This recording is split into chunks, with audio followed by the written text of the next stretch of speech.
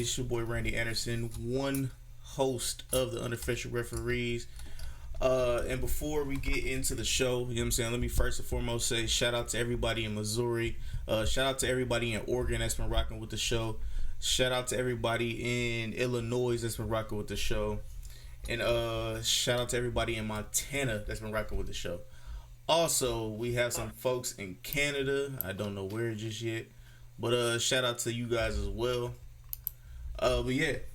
So what we got on the menu? What we got on the menu today? We're gonna be throwing flags and having these technical calls coming into today. Man, I think we got a good show lined out tonight, man. First thing I want to talk about. So I don't know if y'all have heard, but apparently it's the running backs. I ain't hearing nobody else do this, but let's see. Melvin Gordon basically said if he don't get a new contract, he's not playing. Melvin Gordon from the San Diego Chargers.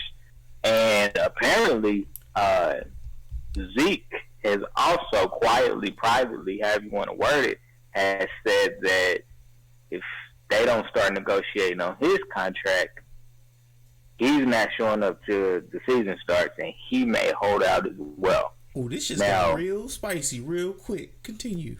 Yeah, so I can't say that I disagree. With the player stance, I think we know about what Le'Veon Bell did last season, sitting out all last season for a big payday, trying to protect the miles on his legs and things of that nature. Because the longer a running back plays and the more carries he gets, the less or the more his value diminishes. Mm-hmm. So if you want a big payday, you gotta get it. You gotta set it up to where you got less wear and tear on your legs. Now, a lot of teams are actually going to a two-back set anyway, where they're rotating two, at the very least two above-average running backs. You can have a superstar and then the backup be above average. Sometimes, like in Cleveland, you got two superstars, or you will have two superstars. That's one way to keep things fresh. But the question that I want to pose, because I had a big... Oh, yeah. Kareem Hunt's not a superstar? No, not a superstar. I mean, yeah, he is when you kicking somebody. How Kareem not a superstar? Okay. He's a welterweight champion. Superstar. I mean, but based off of now, granted, Kareem Hunt's only played in. Okay, he's got superstar potential. He's got superstar potential. He's put up big. We'll say that. I don't think he's done enough to earn that level of what Todd Gurley and who am I talking about? Ezekiel. Ezekiel earlier, Le'Veon Bell. He hasn't put it together. You know what I'm saying? He hasn't done it that long. It's easy, and what I'm saying, I'll give him props. You know what I'm saying, because he did it with Alex Smith. You know what I'm saying? He was able to do it for half the season with Mahomes while he was there. So I don't know, man. Superstar, and then okay, maybe if you give it to him, you said two superstars. So Nick Chubb is a superstar too. I give him star. I don't want to linger too much on it. I'm nitpicking. I just superstars. Superstar potential. Let me rephrase. We'll say superstar potential. But I actually last year I took issue to Le'Veon's agent saying don't play. Not because I didn't understand his stance, but more so because I'm like, nobody's going to pay you what you're asking for. That's factual. Nobody's going to pay you what you're asking for. Now, if you look at the body of his new contract, he didn't get what he was asking for. Le'Veon was asking to basically be the highest paid running back in the NFL, which he didn't get. Now, he got a nice payday. I think he got about 15 and a half a year, which isn't bad. But from the reports from Pittsburgh was willing to give him about 14.5. So I mean, basically what you're saying is he wanted that extra million. basically. That extra million meant a lot to him. So, you heard this mixtape? But it would to me too.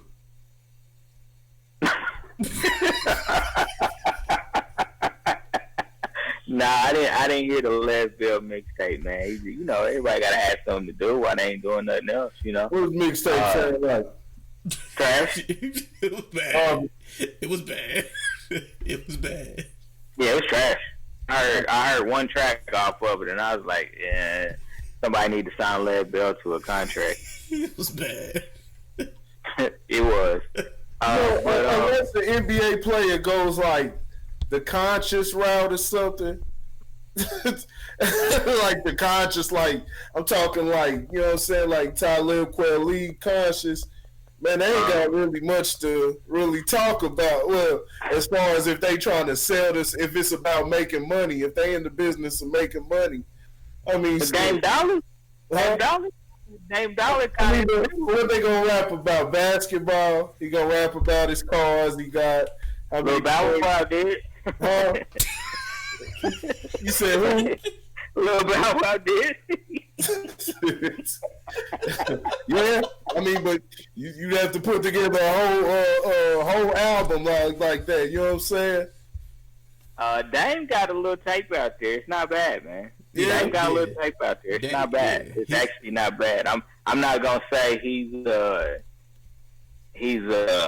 dopest, but I mean he can spit. You know what I'm saying? He's better than Shaq and Kobe. Nah, I ain't talking well. Hey, don't sleep on Shaq. Shaq went platinum. Oh, I know, Shaq but Dame's not because his album was Shaq went platinum because he was Shaq, man. Shaq had some cuts though. Hold on, man. Don't sleep on You Can't Stop the Rain. Him and Big. Yeah, but it was mainly because he was Shaq. Nah, it was because of the bars. Nah. He went in on You Can't Stop the Rain. Him and Big was going in. That's a hit right there. You better listen. You better listen to that. Him and Big went back to back on the last verse too. I'm a listen to it because I ain't listened to Shaq as a rapper, or at least I don't remember. I'm sure I did. You can't stop the rain. No, you don't remember that? Him and Big. Yeah, I remember it. I don't remember any of Shaq's parts. Thou shalt not play with noise. Me too.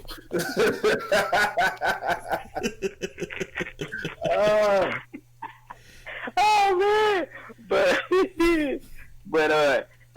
so do you think that this new wave of players holding out, players demanding trades, whether and we're going to talk about any sport because this is starting to happen. We've seen it in the NBA. We've seen NFL players dig in their heels. Baseball players do it too for the big contract, and they get big contracts. They get fat boys. But do you think this is player driven, or do you think that the agents are really controlling it and basically saying this is what we're gonna do? Go have a seat and let me handle this. I will say these days, because I'm pretty sure I spoke about it, especially in the NBA, when the big contracts were being negotiated with Paul George and stuff like that, him demanding the trade, whatever.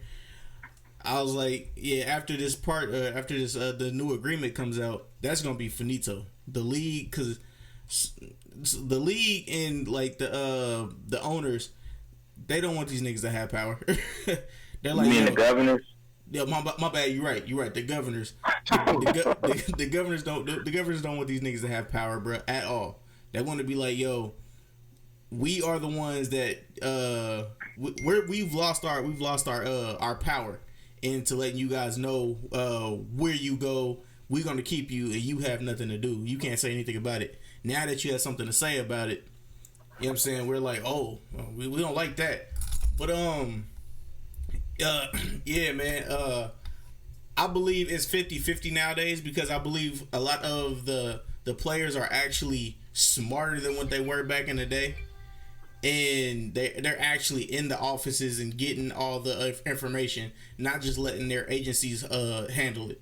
You know what I'm saying? So I believe it might be 50-50 for some. I'm not saying all. You know what I'm saying? Because they did have those financial literacy classes back in the day.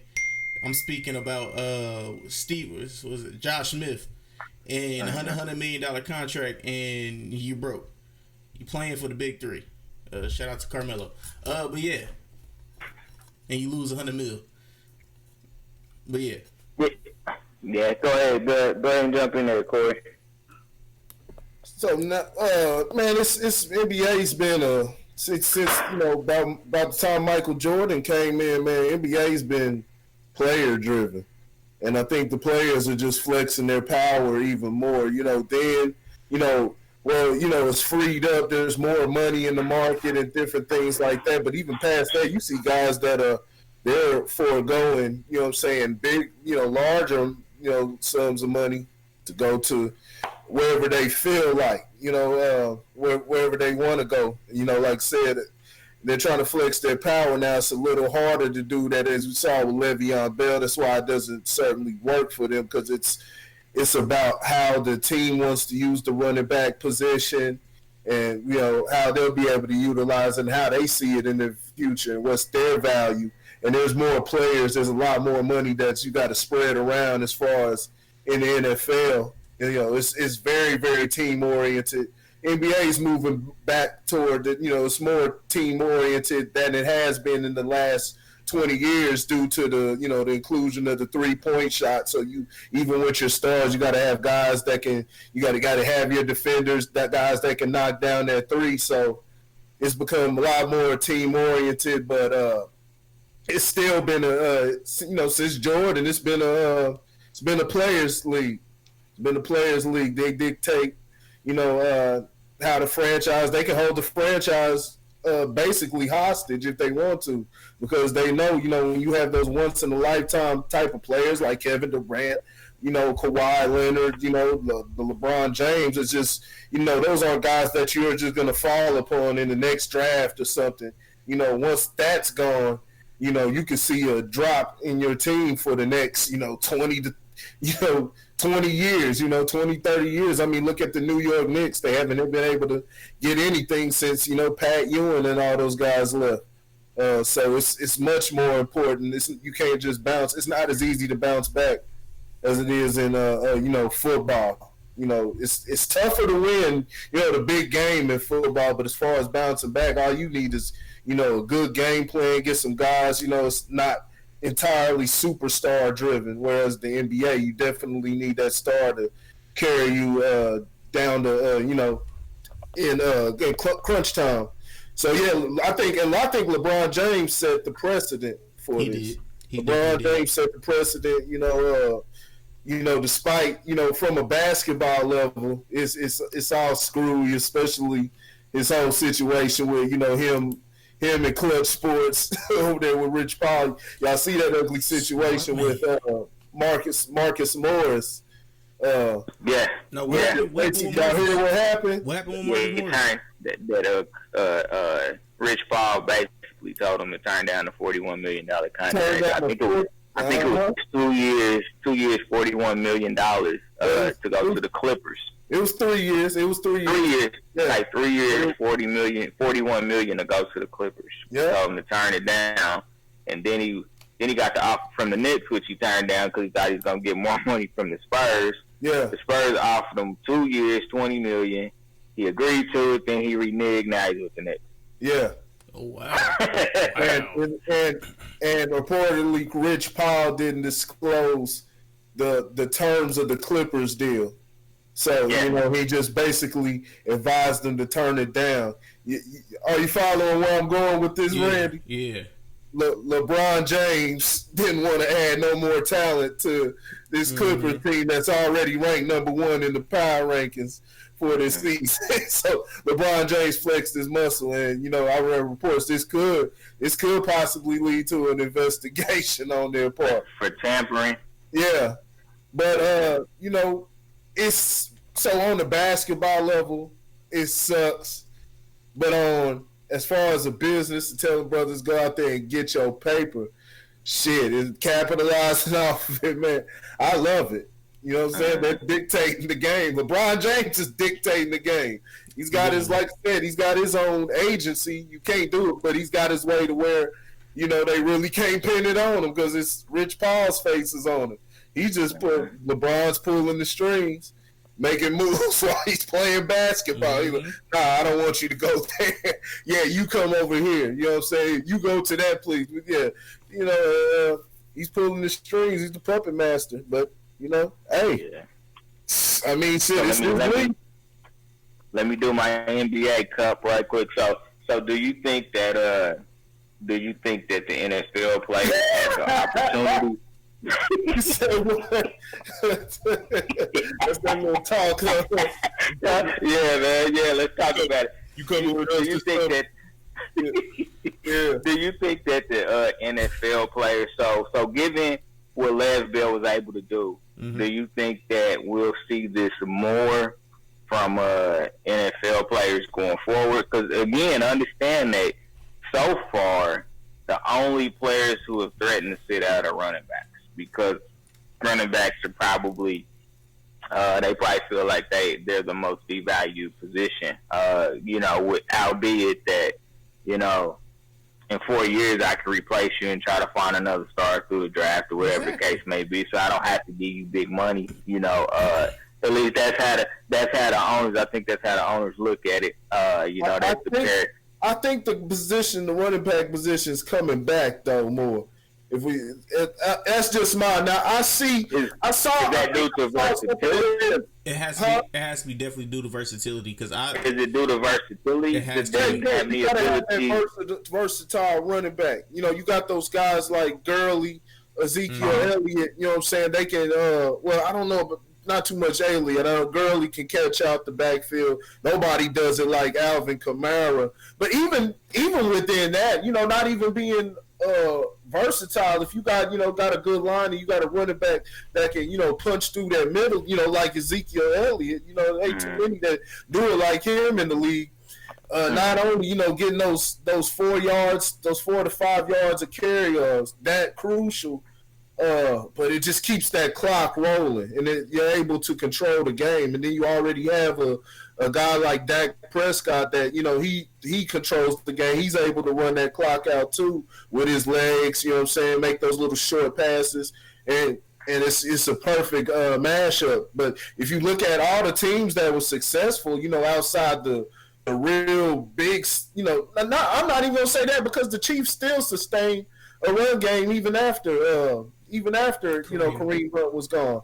But all the successful teams have to have a good run game. It's just, you know, are you going to be able to do it? Are you going to be able to do it with the, you know, those second string kind of guys? The only team that I've seen that's able really to do it like that is, you know, New England. They just feel somebody in that position, whether it's been LeGarrette Blount. Who was that guy they had a couple years ago, was catching out of the backfield? He was great for them. Danny Woodhead, and there was another James White. Well, James White was last year. You done had Lewis. I mean, they have remember Mahoney. I mean, they've always had a running game with number 39. He was from like when Randy Moss and them were there. Mahoney. But they've all, like I said, see, you know, it's people that you don't even know name guys, but they're able to have a system to where they run the ball. But if you don't have a team, if you don't have a squad or organization that's able to produce that, there is a drop off in talent. You know, a lot of times, you know, it's hard to you just can't mimic a talent like Le'Veon Bell. Now, they got lucky, like the Steelers. They got lucky. James Conner was still able to do his thing, and he was still good. But he didn't match up to what Le'Veon Bell, you know, is able to bring to the table. So, and I think, you know, like I said, I think the running game is, you know, it's becoming more important. It's incorporating itself and catching up to where the passing game is now. And I think that's part of, you know, even defensive rules aside, they've added those defensive rules and it has upped the scoring. But I do see that players, from a gameplay standpoint, players are adjusting more. It always takes about 2 or 3 seasons, but they always adjust to the new rules. So you'll start seeing those, like you see on the Super Bowl, those 13-3 type of games. But at the same time, they say this was one of the highest scoring years it's been. I think it's been because, like I said, from an eye test, the players are adjusting. And then we can add in the pass interference. That puts on yards at times, all those crazy ass calls. But other than that, I think the incorporation of people slinging that ball and then where the run game's going. The run game's opening up even more because of the way that people are throwing the ball. It's you're seeing a lot more offensive production is contributing to it, and you definitely need it. Every team that's successful in the league has a run game. Every single team. Yeah.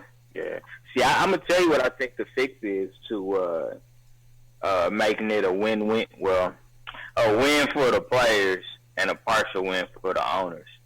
Guaranteed contract. Yeah. Go ahead and get them boys guaranteed contracts, man. I know that, like I said, I think I talked about this before. I know they only play 16 games. Well, maybe 18 now, but they only play 16 games. I hope not. But they taking licks. They taking licks. They ain't talking about. They ain't going 18 this year. We'll segue into it. We'll talk about it in a second. But I think I think the players deserve guaranteed contracts. Right there with So, and I don't know if y'all know this, but to be eligible for pension in the NFL, you have to play a minimum of 4 years to be eligible for pension in the NFL. I didn't know that. And the average career is 3.5 years. 3.5. especially for a running back. Right there. Yeah. So you can't be mad at the owners for being smart enough to realize that. You just have to fight back. You know what I'm saying? I think that's what it boils down to. You can't be mad at the owners for saying, we understand the life expectancy, so we're going to put ours a little bit above that bell curve, and then we'll see what happens. And that's why, in the NFL, that second contract is the most important contract because it could be your last. Yeah. So, you definitely want to milk the cow for all the cheese you can get. You know what I'm saying? But we can go ahead and segue into what I dropped there a second ago. So the NFL is talking about going to 18 games, thinking about going to an 18-game season, but only saying that for load management, you're only required to play 16. That's what they're saying. That's the new stipulation that's on the table. What? Of course. Wait. Yeah, of course. Yeah, you heard me right. Wait, what? So you heard me right. So you're gonna have a So they're saying not the individual player, but the team has an option to play 16 or 18. Or you're saying the individual? No. We're talking about players. It's an 18-game season, but the players are only required to play 16. So you have 2 games out of the year where basically second string is playing. That's horrible. So but that hasn't passed through, has it? No. It's on the table. That's not going to It might. Yeah, because they've been talking about taking like the last 2 preseason games and just adding those to the regular season and like starting the season off early. Preseason. So this is how it's laid out right now. There's 1 game in the preseason. You play 1 game, and that 1 game is essentially to see how you gonna fill out your 53-man roster. Essentially, So you play 1 preseason game. You go straight into the season, and instead of 16, it's 18. Now, here's why it might pass. I'm listening. If the players get asphyxiated on it being about the coin, it'll pass because this is what the owners are putting out there. They're saying that from a revenue perspective, 2 extra games is going to net us so many $billion. We will take the same split that we currently have, which I believe it's a 46-54 split right now in revenue sharing. So basically what the owners are saying is regardless of if you don't play those 2 games, you're going to get the revenue share. You're going to get your percentage of the revenue share, even though you don't play. But you're required to have to play 16. No, only 16 of the 18. So that's what I'm saying. So you have to. It's like it's mandatory that you play those 16 games. Yeah, no sitting out, nothing. No. It's not a requirement that you play 16. It's that we're not going to require you to play the extra 2. That's all they're saying, is we're not going to require you to play the extra 2 games. So what if the whole team says we don't want to play the extra 2 games? It's gonna cause teams. It's basically what the league is gonna have to do is expand the 53-man roster. That's essentially what they will have to do, so that's going to affect everybody's. You call up the practice squad. You call up the practice squad and add a replacement players. It comes down to revenue. Do you want the revenue to not have to play? But here's where it gets tricky. This is where it gets tricky. Let's say that, well, you know what I'm saying, you got 990 yards, but you've already played your 16, so, hey, we're going to sit you because the league is basically says that you only play 16. They're not mandating which 16 games you play. They're not, so you can miss week 3 and you can miss week 7. And so you can do it however you want to. You can mix and match it however you want to. You know. So let's say week 16, you got 990 yards and you need to get to 1,000 to get your bonus money. And now you got 2 more weeks to do it. You can't do it. You can't play. You already played your 16. You played week 1 through 16. Yeah. Okay, so you can only play 16 games of the season. Mm-hmm. And that'll be used for the team's advantage, not the player's advantage. If you think about it, it won't pass. That's too silly, man. I hope that it doesn't pass. But again, if cats get stuck on that coin, it could. It's as silly as it's for the 4 and the 5 point shot. So, yeah, it's stupid as hell. It's out there though. And then you're forcing the players to have to play 16 games. I mean, think of the injuries. There's going to be a lot of injuries. Well, here's the thing. Players. Here's the thing. If you don't play 16 games, that's between you and the team. But if you played 16 weeks already, you can't play the last 2. Now, if they sit you because you hurt, you know what I'm saying, or you know. But the guys today don't even play 16 games. You know what I'm saying? A lot of them. Yeah, the guys that are sitting up there, you know, they've been bullshitting all season, so they trying to play to the last down. They up there playing Sunday night football on the last game of the season to see if they can get into the playoffs. Meanwhile, Brady and them, he been good for 2 weeks now. He been relaxed and you know they can be like, hey, you want to go out there and get some reps? You know what I'm saying? So you can stay fresh. Maybe I'll do it next week. They can make the decision. Eat my avocado ice cream that the still ain't been broken on. Meanwhile, the team that they started off slow or anything, that's where it brings the the competition and how you want to do it. They start off slow, and now they trying to fight the rest of the season. They got to fight all the way up. You know what I'm saying? And you in intense games like that, it increases that. Anytime you out there, it increases. Opportunity for injury, but definitely within those intense games, versus preseason. I mean, those guys, half the time, they're not even, especially the stars, they're not even there for preseason. They don't even play, and if they do, they play one down, per game. They're not out there, people aren't just getting injured. I especially the quarterback, the highest selling position, the one that's marquee. The quarterback, running back, wide receiver, the ones the people come to see. You don't see none of those guys really getting hurt in the preseason. It's rare. Nah, they ain't playing. I mean, they're not playing. The Rams did. They was like, yeah, we're not playing any of our starters in the preseason. Yeah. You just putting it out there now. Don't come if you don't want to because they're not playing. Okay, so I have a question. So with these 2 games, how does that affect the playoffs? And does it implement the two extra team rule? I mean, because they're trying to bring 2 more. They're trying to bring 2 more teams into the playoffs. That's stupid. They're bringing 2 more teams into the playoffs. Yeah, that would be incredibly stupid.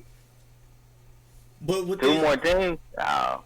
That would be the dumbest thing because essentially what you do, you'd have that wouldn't even. It wouldn't even work. Like you would have to add 4. You'd have to add 4. You can't just add 2. 2, right? Yeah, so you'd have to add 4 teams to do that. And I don't like that at all. You'd have to. That's in the NFL. Yeah, in the NFL, if you've made the playoffs, you for the most part, you've earned your right to be in the playoffs. That's what the whole bye week is for. You'd have teams up there. They done busted their ass, played through this grueling season, had the number 1 record, and now they got to go out and play in the wild card. Like, that's what that number 1, number 2. You know what I'm saying? That's what getting those positions. That's why every game during the season counts. They put more teams, man. I don't even know why. The people who are doing these boardrooms and things like that. I mean, I see what some of these boardrooms look like. I went to the college football playoff building and saw the boardroom where they make all those decisions and things like that. Man, I'm telling you, it ain't even gonna reach a discussion. I'm next. Hey, if I'm not the owner, I'm gonna be fired about this joint because that's all they're gonna keep saying. So what's the next? I'm gonna interrupt them every time. Like, don't be like fool, like Jason Whitlock. Be like Jason Whitlock. Man, next. Man, it's just why mess with something that's. It's like people always got it. They can't just leave something alone. Just what I'm saying. Leave it. Leave it the way it is. Now, if you gotta make adjustments, like with the helmet thing, and what I'm saying, the different rules, because they screwed up and they hid all that information, so they had no choice but to moving the ball, from the 25 to where they got it at, like the 30 or 20. No, is it the 20? Went from the 20 to the 25. 25, so they got it up to the 25, and they moved the kickoffs. Those are good additions. I understand that. I think the best rule change that they've done, and they should have did it years ago, was the field goals. Having the field goals, moving those back. But as far as just all that goofy stuff, and like it's same with NBA trying to add 4-point plays and all that stuff, like, man, get out of here. It's fine the way it is. I got you. I agree with you too. I agree with you 100%. So let's swing back to the 365 day a year sport, the NBA, who's always in the news for some shit. But so if you haven't heard, Zion bruised his knee in the first summer league game, and so basically David Griffin was like, "Yeah, we're sitting him. He won't play any more games in the summer league." Mike Krzyzewski came out and was like, "Yeah, Zion had no business playing. He's out of shape. Couldn't y'all see he was out of shape? Y'all had no business putting him out there on the court." So my question to you guys is this just a blip, or is this something that Zion is going to be dealing with his entire career, just maintaining his body weight? Or I'm gonna say his BMI. I'm gonna say that. Ooh, you know he what gonna I'm get saying? scientific. That's body mass index Yeah, 60 for y'all who don't know. yeah. Is he gonna? You think he's gonna be dealing with this his whole career? Honestly, he ended up in, like, I would say, the wrong place for him technically. You know what I'm saying? The Big Easy, Louisiana, where gumbo, you know what I'm saying, they always eating good out there. You know what I'm saying? But I do believe that it could be a problem. I don't believe that it will stay a problem, especially if they give him like a nutritionist and all that other stuff, you know what I'm saying, to put him on a strict little diet after his during his first year, and like it gets even more stricter during the seasons or whatever that he plays. But it's very possible that he's not going to live up to the big hype that everybody has him in because of that knee injury. I believe that this is just my belief that he might end up being like a Blake Griffin. Wow. Now Blake wasn't big. No, Blake wasn't big, but you seen he had that jump out the gym ability, and you seen when he got injured the first year. You know what I'm saying? Mm-hmm. And I'm not wishing that on nobody, but Zion is bigger. He has that jump out the gym ability. It's gonna put more stress on the knees and the joints. When he comes down, that torque is gonna that one wrong move with that torque, and it's wraps, and it could be a torn ACL or something like that. Now let me just stress that only thing that'll save him is his size, though. He's got meat on him. That could be a saving grace for Zion, and he's tall, but he's not that tall. You know what I'm saying? He's only 6'7", so he's real meaty, 6'7". So that could be a saving grace. Yeah. I think if I was David Griffin, because I mean, David Griffin needs to do everything he can do to protect his investment. You know, Zion is an investment, basically. And so I think David Griffin made the right move by saying, we're going to sit him and things of that nature. We'll just, we'll go through our training camp where we can monitor everything that's going on.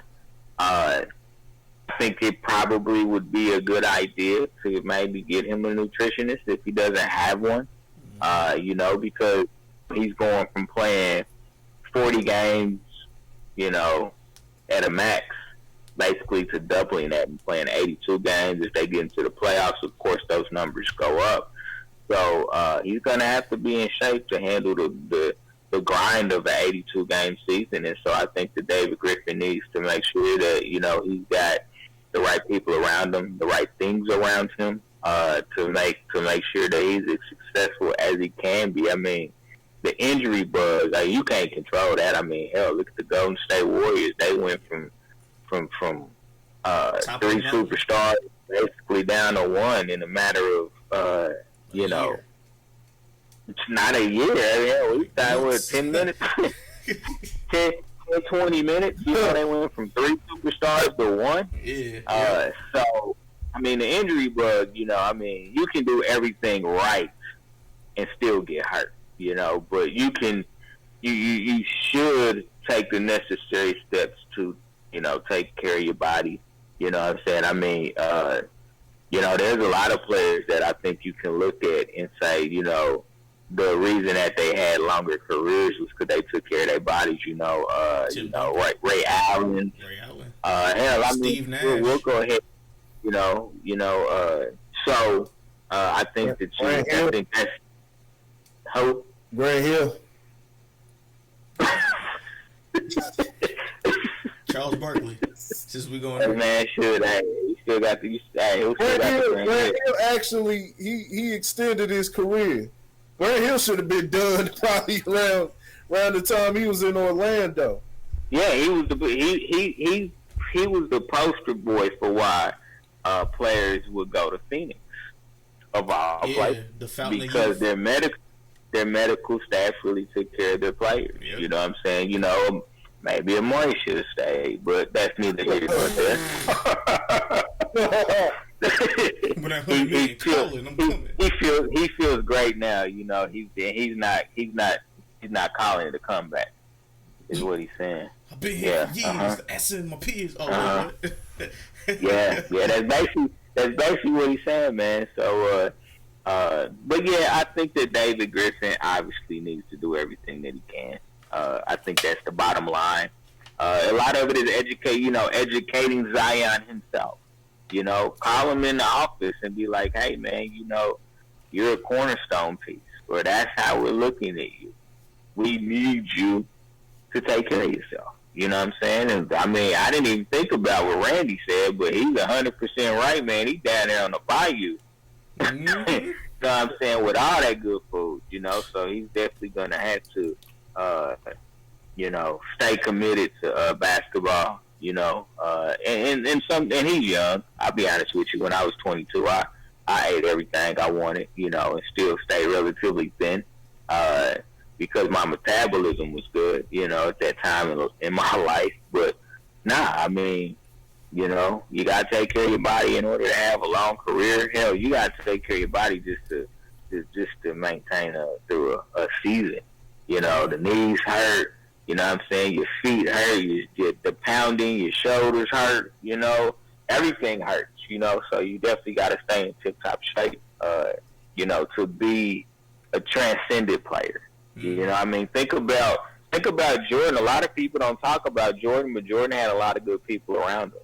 You know what I'm saying? From his trainers, you know, what was it, year or two that he sustained the broken leg?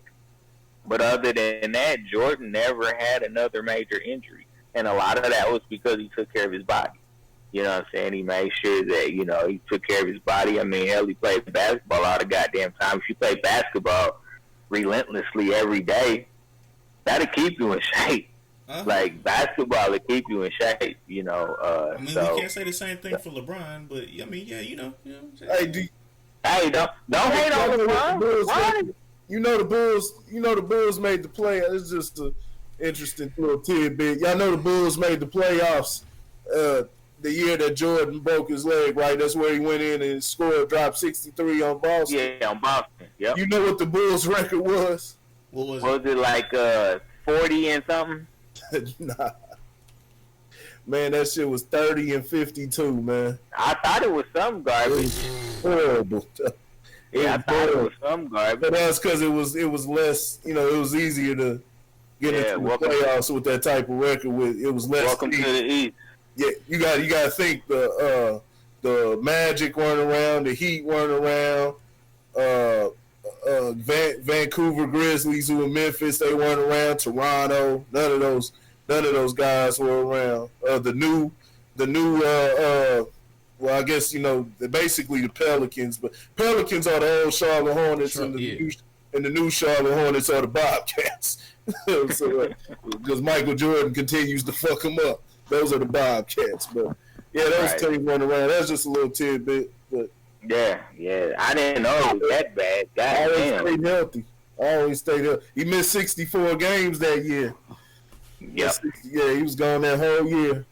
Yeah, after that, yeah, he stayed healthy. It did help, though, you know what I'm saying, that year and a half between 94 and 95, you know, that little year and a half he had off, that helped extend his career also.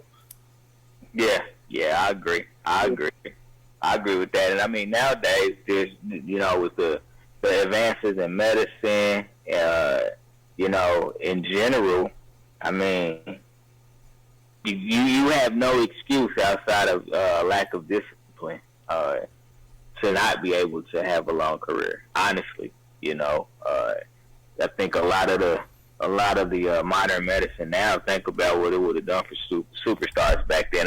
I think about players like Grant Hill.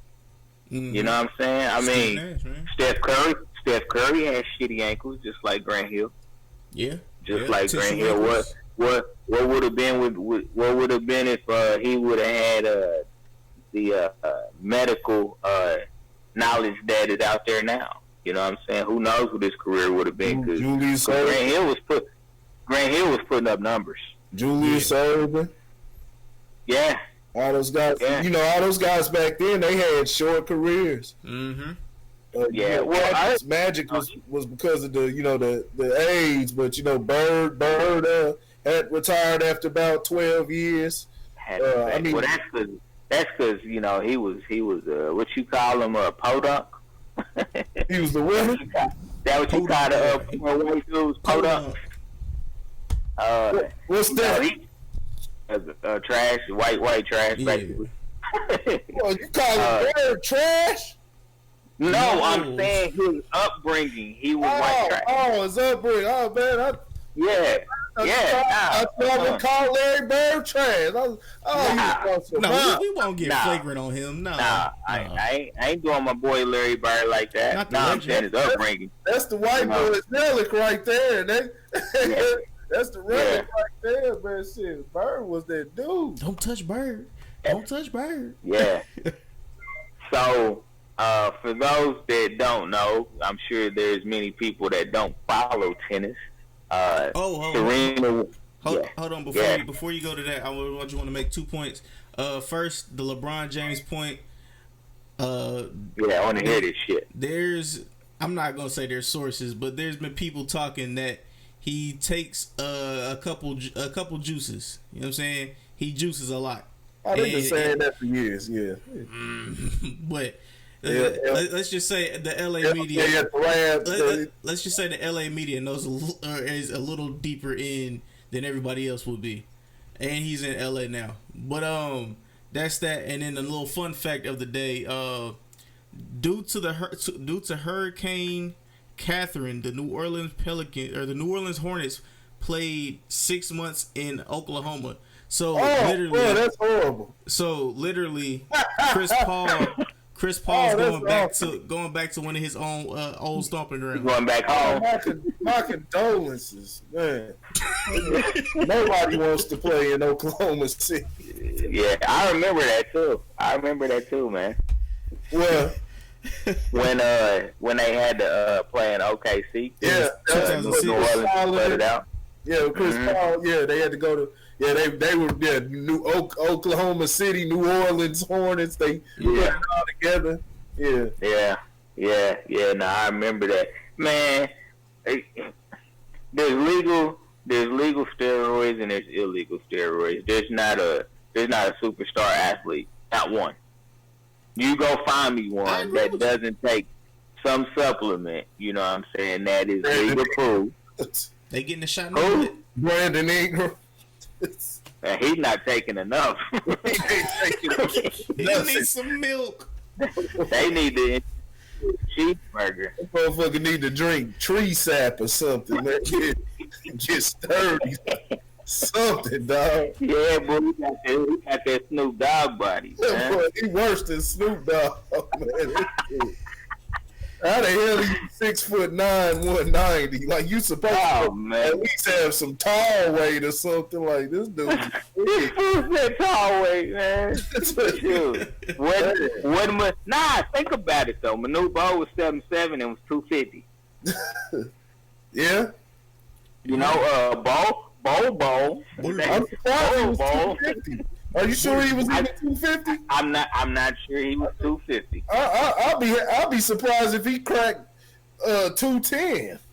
You seen Taco? You see Taco Fall out there?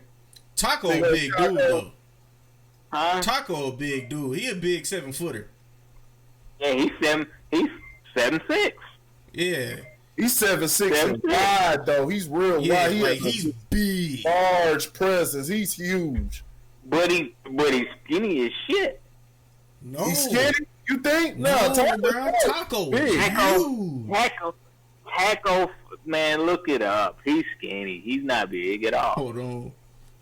He's not big at all. Yeah, look that shit up. Maybe it's his head or something, man. He's got a gigantic presence. Like, even when he was going against Zion Williamson in that tournament game, like, he just looked extremely large. Like, we've seen guys that size. We've seen Yao Mings, George Muresan, Sean Bradley, and all those guys. We've seen these guys that height, and they have outside of Muresan. I guess he is bigger. He's 311 pounds. He's huge. That's what I was about to say. Outside of Murasan, because Murasan was, what, about 303 pounds or so? Yeah. In that 7. Yeah, Taco Fall is huge. Like, he's a very, very large guy. I hope he gets on the team. Look at that. Boston signed him. Look at that. You see that picture?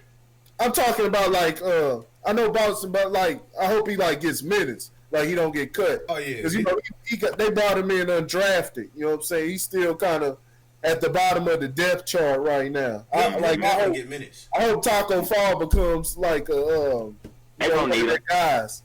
They gonna need him. Huh? They gonna need him. Yeah, they will. You said they're going to? Oh, yeah.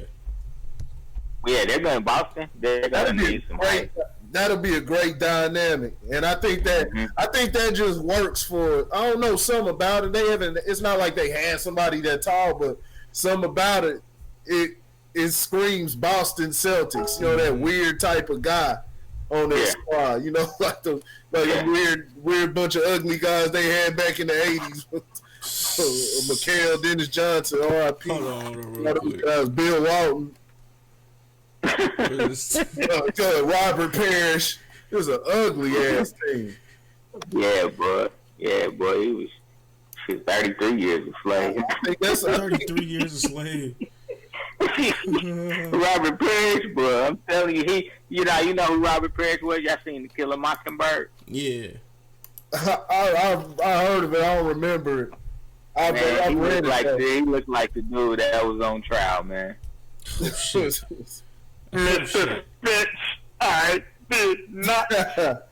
Y'all see that shit? Look how big he is. Yeah, that Carson Edwards. Big, bro. Yeah, that's Carson Edwards over there, too. Yeah. Yeah, that's balling. That's balling in the summer league. Boy. Carson Edwards is balling in the summer league. Yeah. Putting about almost 20 a game. Woo. Yep. Sleeping on them. So, for those of us that follow tennis, because we just want to see what Serena Williams is gonna wear at her next match. She did fail to win. She lost to Halep. That was her last name. She lost in the finals to Halep. So her quest to take over the record of Grand Slam titles is still out there. You know, she's tied with what's her name? Steffi Graf and Chris Everett for the most Grand Slam titles at 23. 24 put her over the top, and she can't close the deal. Now, you know, and then of course we have Tigris Wood, you know what I'm saying, trying to make his comeback, you know, Tigris Wood. So, of those two, who do we think will win another major first? You think it'll be Big Booty, or you think it'll be Tigris? About to get us kicked off. The misogynistic, whatever the fuck it is, misogynistic language. I was gonna bring. Sorry, Mrs. Williams. Miss Williams. I was gonna say Miss Williams if you're nasty. That works too. Oh, honestly, Catwoman. Catwoman. All right, yeah, Catwoman that ate her greens. All right, so. All right, so I'm gonna say that they need to test her. They need to get her to put some pig in for her. It's just been flagrant right now. I love it. She's a female Zion Williamson.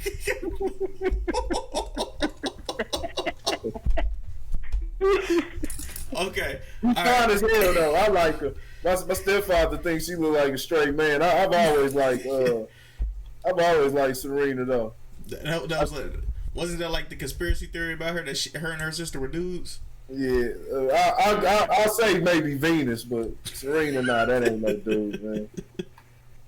All right. I'm gonna say I'm gonna say not Tigris because Tigris is he is not one of the brothers. He is a good old boy. He is a good old boy. So I'm gonna roll with black. I'm gonna roll on black, and I'm going with my sister Serena before Tigris. I'm a disagree with you. I'm gonna go with Tiger. Ooh. I'm gonna go with Tiger. I think Tiger. I think Serena's done. Ooh. I think she's done. I'm not saying that she can't be competitive because I think she could be. I mean, this week proved. You know what I'm saying? She's still a hell of a competitor, but there's a lot of people coming up behind her that are very skilled. There's another Sloane Stephens. We all know Sloane Stephens. Mm-hmm. You have another black girl. I don't even remember what her name is, but she's 15. You know, she made it to the semifinals. You know, before she lost.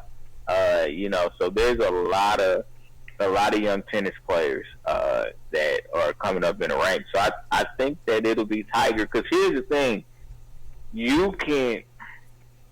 golf is about precision.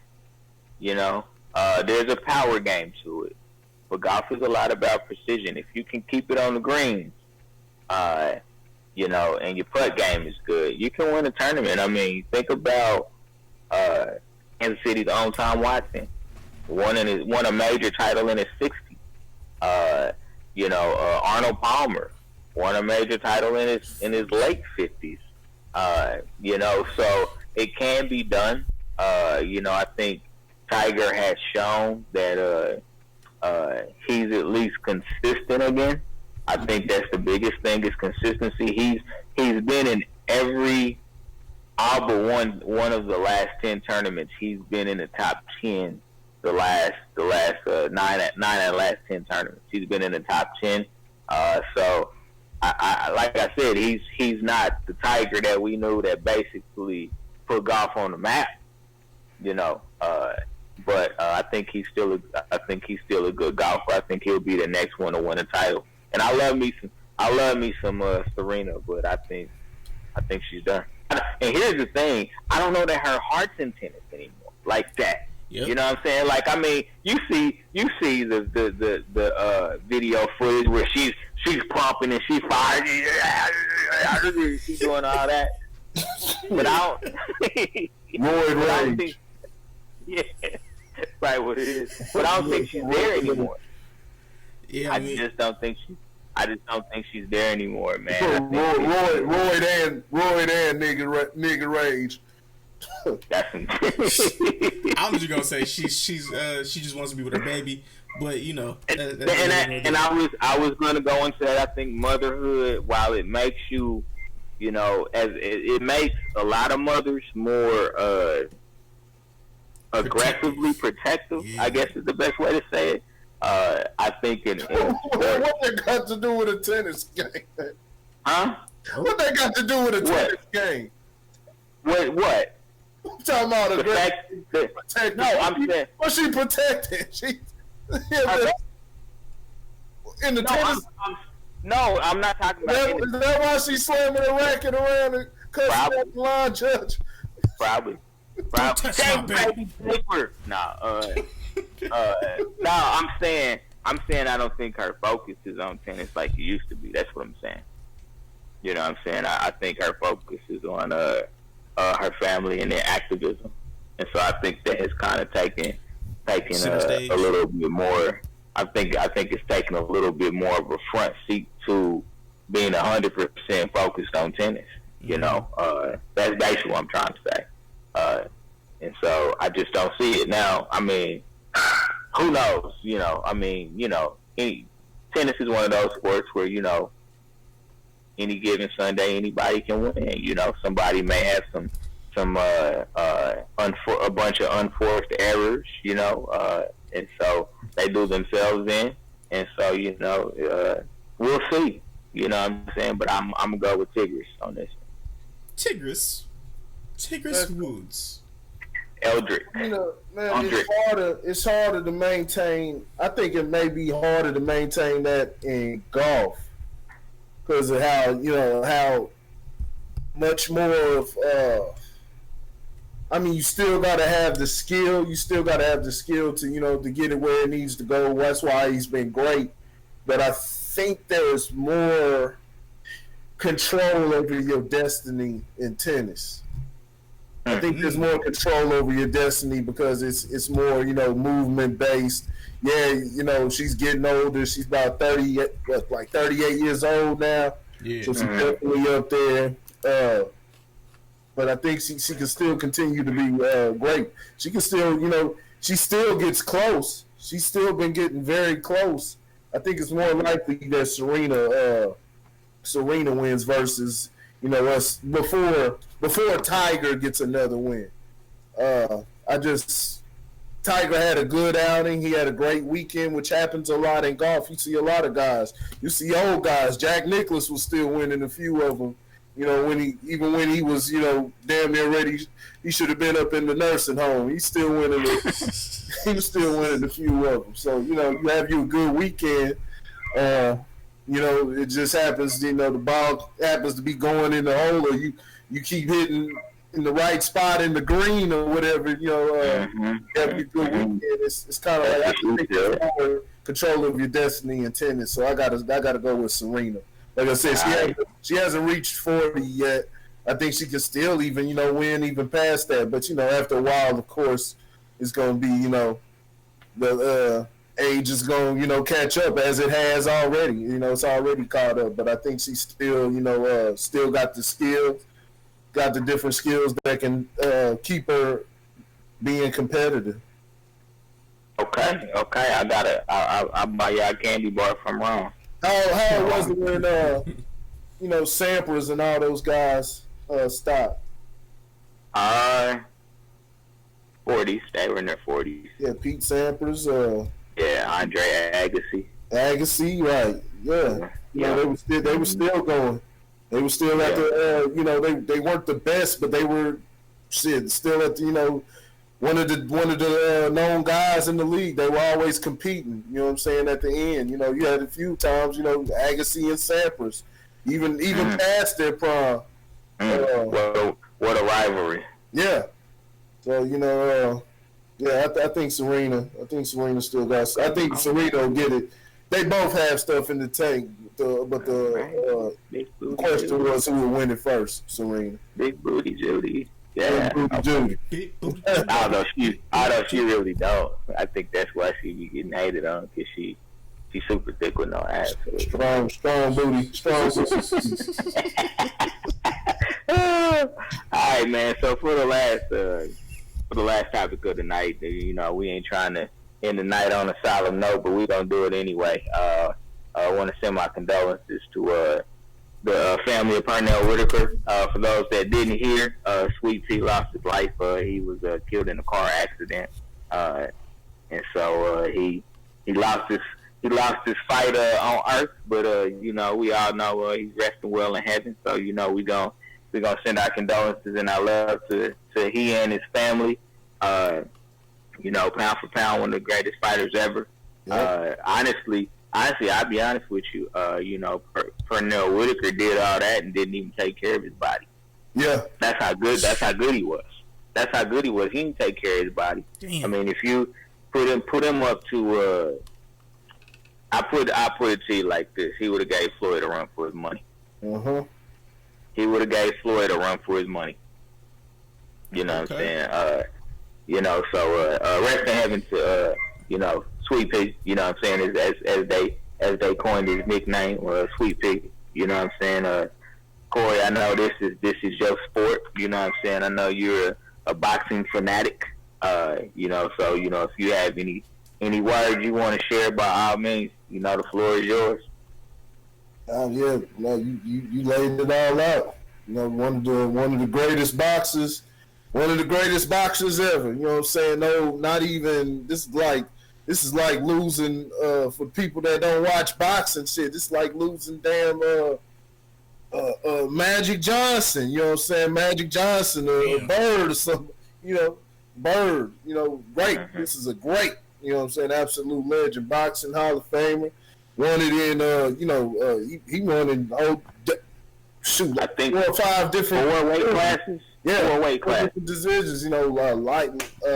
Light heavyweight. I mean not light heavyweight, welterweight. Not heavyweight, but welterweight, light welterweight.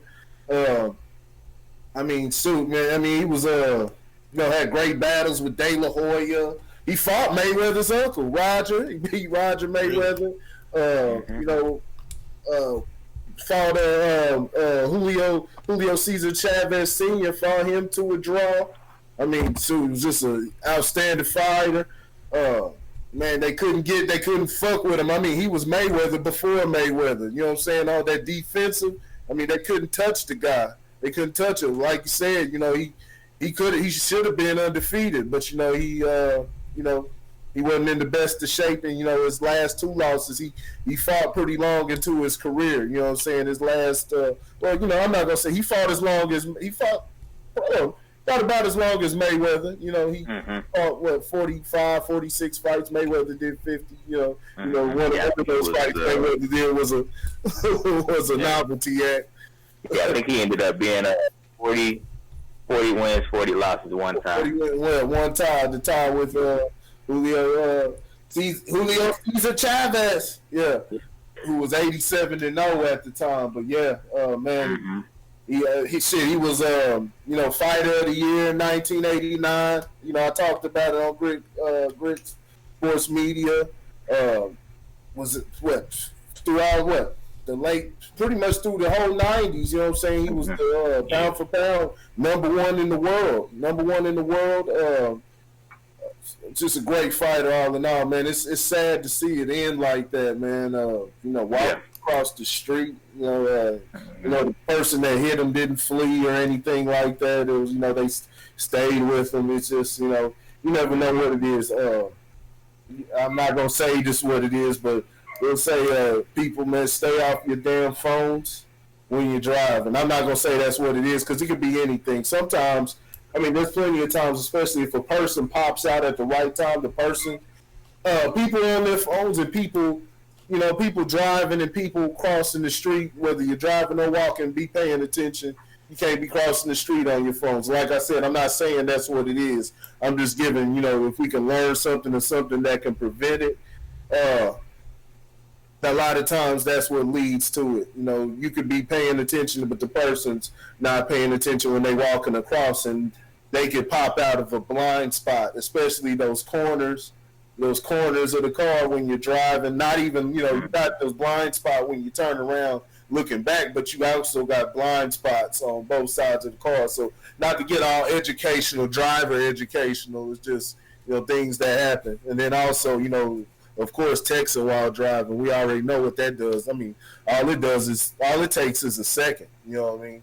All it takes is a second, and you look down for a second, and the driver in front of you decides that they need to pump on the brakes real quick, and you look down for that 1 second. Bam! That's all it takes. So, pay attention. But R.I.P. to Pernell Whitaker. That's a tough loss. 55 is too young. 55 is too young. I know a lot of people think that's an old man, but nah, it's too young. Randy, you got any words of wisdom? Honestly, Corey said it the best, man. I'm not a boxing aficionado, not by no means. I'm just a casual, pop up every now and again. I know a little bit of the old school, but I'm not that guy. But yeah, man, it's just sad that somebody lost their life. You know what I'm saying? And I've heard his legacy through people like Corey and my uncles and my grandfather. But yeah, man, like Corey said, 50's way too young. Yeah, I had to put it on there because I saw it this morning. It said Pernell Whitaker passed away. Yeah. I was like, damn, he died. Then I saw how he died. I was like, oh man, you know what I'm saying? I'm like, man, this is a great, you know what I'm saying? And let people know, you know what I'm saying, who he was, man. This is a legend, dog. So, yeah, man. Tough loss. Yeah, man. I could tell you what, man. I've been hit by a car, boy, and I tell you, man, God's blessing must have been on me because I got creamed by a car. Yeah. Jesus. Yeah, man. I think they said the car was going about 45 miles an hour. Damn. You know what I'm saying? I was just walking across the street, rainy day. You know what I'm saying? I was crossing the street, car ain't see me, it's dark outside and shit like that. I just was trying to go say what's up to my friends. Damn. And I tell you, boy, that car creamed the shit out of me, man. When I came to after getting hit, you know what I'm saying? I was underneath the car. Damn. You know what I'm saying? So I mean, I can tell you, bro, there's some angels protecting me, and then my dumb ass tried to run home. Oh shit! Oh shit! You was... that's adrenaline for your ass right there. Because I did. I started running because I was like, "My mama gonna whoop my ass." I wasn't supposed to cross the street. Yeah. So you gonna wish you was dead? Right. That's their favorite line. You gonna wish you was dead, little nigga. Come here. Oh man. Hell yeah. Oh yeah, man. Nah, man. But yeah, man. So that folks, that wraps up another show. So without further ado, I'm gonna turn it back over to the Ace of Spades, Mr. Anderson. Take us home, sir. All right, so folks, what I need you guys to do is in the link in the description below. There'll be a link in the description. Notice about right now. To go in the links in the description below, man. You'll be able to find Grit Sports Media. You'll be able to find Lojo Speaks, man. And if you guys want to, you know what I'm saying, we can let them know what they'll be getting with both of these platforms. Lauren, let them know what they'll get with Lojo Speaks. Click the link, man. That's how you click the link. That's what you right there. Click the link right there. Check it out. Corey, you got anything? Click the link. All right, click the link. Don't forget to tell a friend about the sports show. Also, man, the Word on the Ave podcast. Yes, man, we have another podcast called Word on the Ave. We talk about anything and everything, you know what I'm saying? Political, non-political, entertainment, non-entertainment. We give you guys some stories sometimes, and we'll give you guys our perspective on the things that are going on in the world these days. But yeah, make sure you check out Word on the App podcast, man. Tell a friend to tell a friend. Make sure you like, subscribe, tell a friend. The Facebook, not Facebook, but the YouTube is the Average Guy Network. So make sure you go ahead and click the link on that. Make sure you hit that subscribe button so you'll know when we go live. Because if I'm being honest, I think I was blacklisted, but I won't talk about that on this podcast. But on that note, man, we're out. Peace.